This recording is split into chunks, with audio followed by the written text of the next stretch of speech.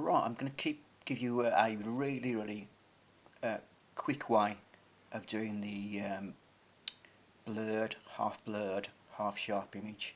It's in Photoshop, but luckily now they've made it a lot more easy to do.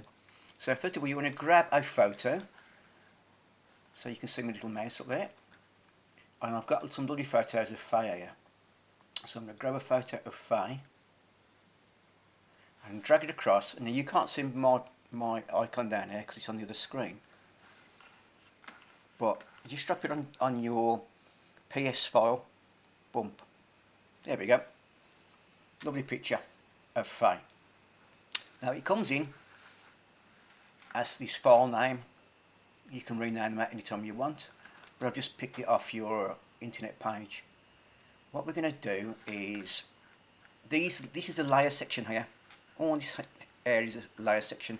Now what I'm going to do is I'm going to keep it dead simple, so there'll be no shortcuts or key commands. I'll do it all on the screen so you can see.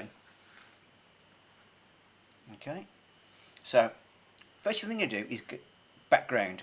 Double click on the background. That comes in, so it's flat, so nothing else can go underneath it. So double click on that, becomes a layer. So just leave it as layer 0.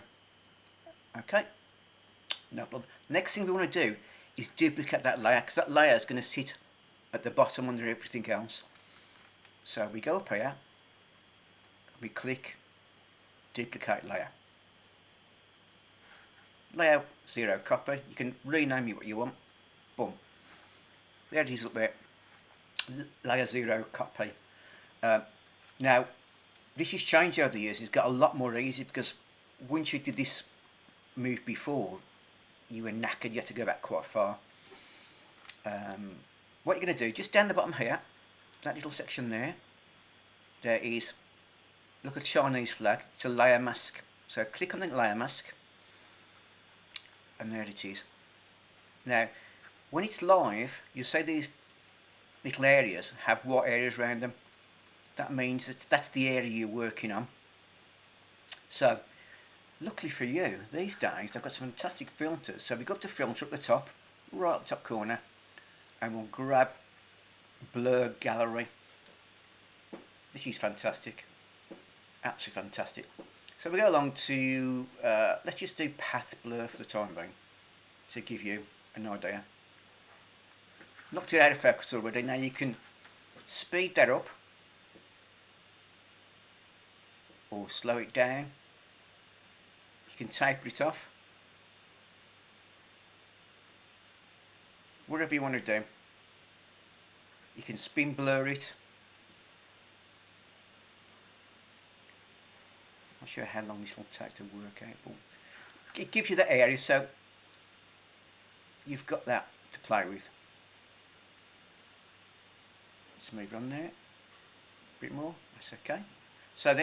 So you're okay with that. So just go up to the top of that page again. You'll see OK. Click on OK. Now it'll spin around for a bit because it takes time to do.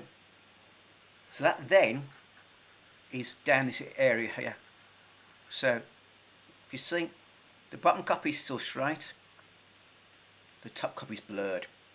Now what we're going to do now is pick some of the bottom of the page, bottom layer, to come through on the top. So what we do with that, we're going to layer copy and the masking tool. So click that, you'll see it goes with a white circle around it. Now then we go across to the pen tool, and the pen tool is up along there. The brush tool, just there, just below all these little things which I'll talk through as we go along. But you've got a pen tool, and this pen tool allows you to actually erase the top layer. So let me go through to, let's have a look at all these here. Normal. We'll keep everything normal for the time being. Opacity. Opacity is how much you want it to rub out, basically. So let's start off with just 50. Let's start 35% around that area. We want to know to change the size. Now I do this size changing on the keyboard. Now if I show you the keyboard down here, I do the size on the brush by doing that up and down.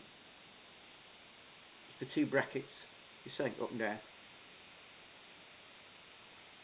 Well, that'll allow you to fine tune. Let's stay there for the time being. Make sure this little area down here is on black. Those can sweep around, but make sure it's on black. And all you do is, let me just dab it. So, dab, dab, dab, dab, dab, dab, dab. So you've got beautiful eyes. And then it's quite nice to have some. As you dab it, it takes that 50% or 35% out every time. You dab it twice, you get 70% off. So let's just do some nice hair flakes on it. Just little bits here and there, just to bring it out. Some of these,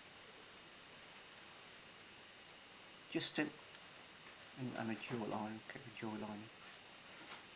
Just so it's nice and interesting. So that's the easy way to have a blurred photo and keep sharp areas in it at the same time. Now to save that, Command S, so or file, save. So that's saved now. So that was saved as a Photoshop file. I'm going to just save it on my desktop for the time being. Always keep the layers, keep this as your master file so you can go back to it and change it later. So we'll just save that. Okay. So that's saved as a Photoshop. We've just seen it, Photoshop file. We've just seen it go up there. We want to save it as a flat file to send to somebody else, or a JPEG. Again, up the top bit, save as, and this dialog box comes up again. So you want to save it as a, say a JPEG, or a, JPEG. Let's just do JPEG. Now, obviously, that'll lose your layers and everything. So we'll just put, for the name, call it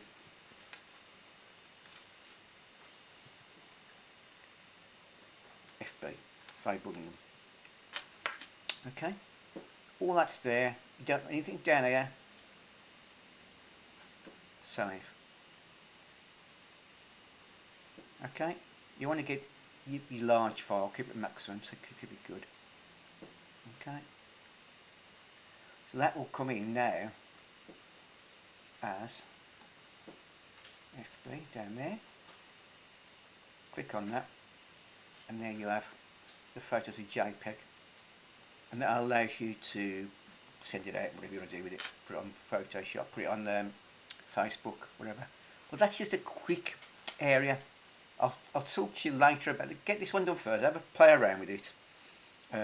Just keep it simple, but you'll learn you can actually have some beautiful stuff done with it.